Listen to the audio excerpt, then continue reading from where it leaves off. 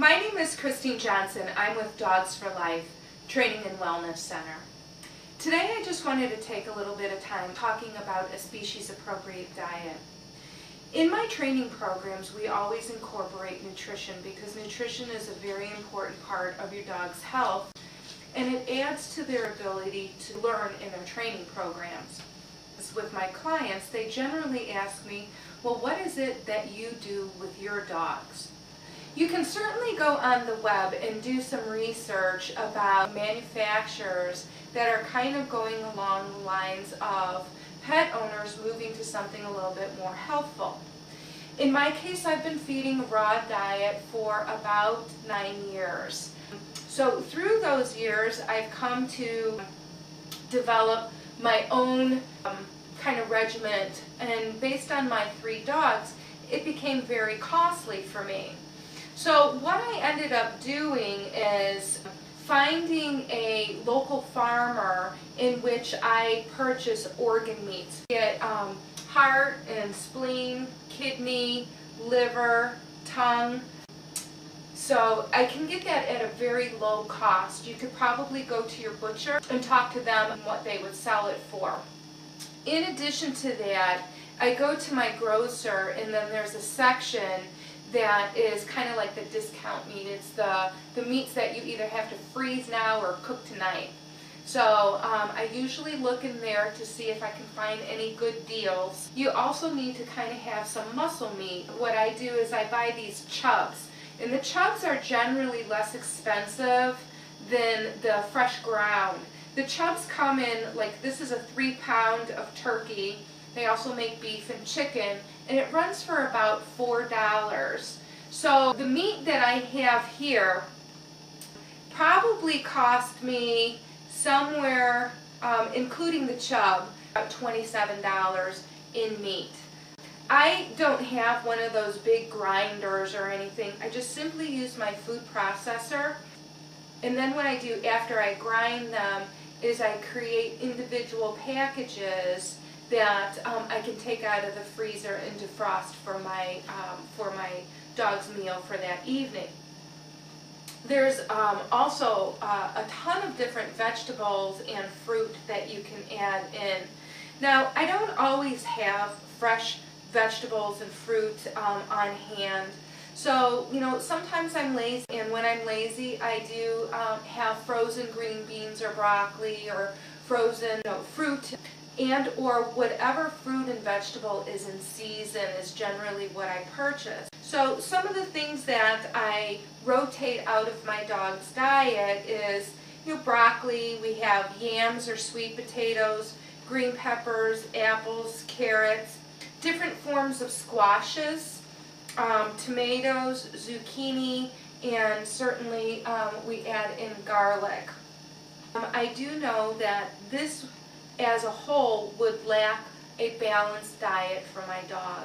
So there are books out there that you can find. These are 2 of my favorite, which actually give you recipes as well as supplements that you can add in to create a balanced diet. But things that I add are some of the packaged supplements. I tend to find the ones that are non-synthetic and are based on whole foods. I find that those are a little bit better quality, and because I'm actually saving money on my dog's food, I can invest in the supplements. The other things that you may want to add are different types of oils. Certainly there's salmon oil, sardine, cod, flaxseed oil. So there's a great deal of different oils that you can add, which is good for the omega-3, 6, and 9, good for skin and coat, heart, allergies, really a multitude of different things.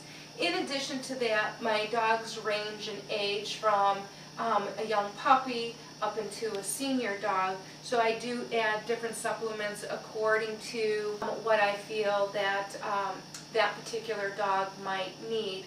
For example, my senior dog, I add glucosamine chondroitin with MSM to help with his joints and structural issues that he may have as a senior dog. I also use just strictly the glucosamine for my dog that's 4, who is a sports dog, to make sure that the joint is getting the support that it needs at this age, so as that she does become a senior, she doesn't have any issues that kind of come up. So that's pretty much what I do. What I'm going to do is go ahead and make up our food here, and then I'll individually package, and then we'll come back and take a look and give you a cost estimate of really how much it costs to feed my dogs on a per day basis based on what you're seeing right here. One of the things that people tell me when I tell them that I make a raw diet is that they're afraid that they're going to give their family salmonella or some kind of food poisoning by making their own dog's food. Well, generally what I have to say about that is I'm sure that the chicken and hamburger that you're making your family comes raw. So you want to practice the same safe food handling for your dog's food as for your family. I don't like to use chemicals, and one of the reasons that I make my dog's food is because I know exactly what goes in it. There's no chemicals, there's no preservatives, there's no food dyes, there's no grain product. If I'm noticing my dog's having issues, I can adjust my diet. So one of the things that I recommend is Thieves, which is made by Young's Living. It's an essential oil cleaner that kills 99.9% of bacteria. So this is something that is non-harmful. It certainly is not like using a bleach in your house or anything like that. I simply put it in a squirt bottle so that as I'm making things and cleaning off my counter, my utensils, and my grinder, I could squirt everything down and just kind of wipe it up and throw it away.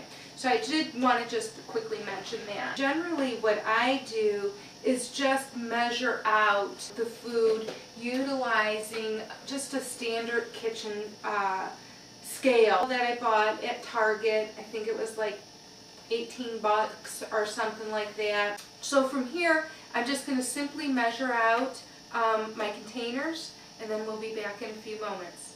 So here I got a total of 10 days of food or dinner for my dogs, just based on the meat.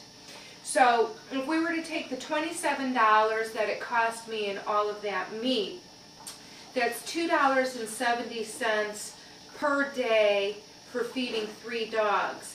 That does not include supplements and or the vegetables.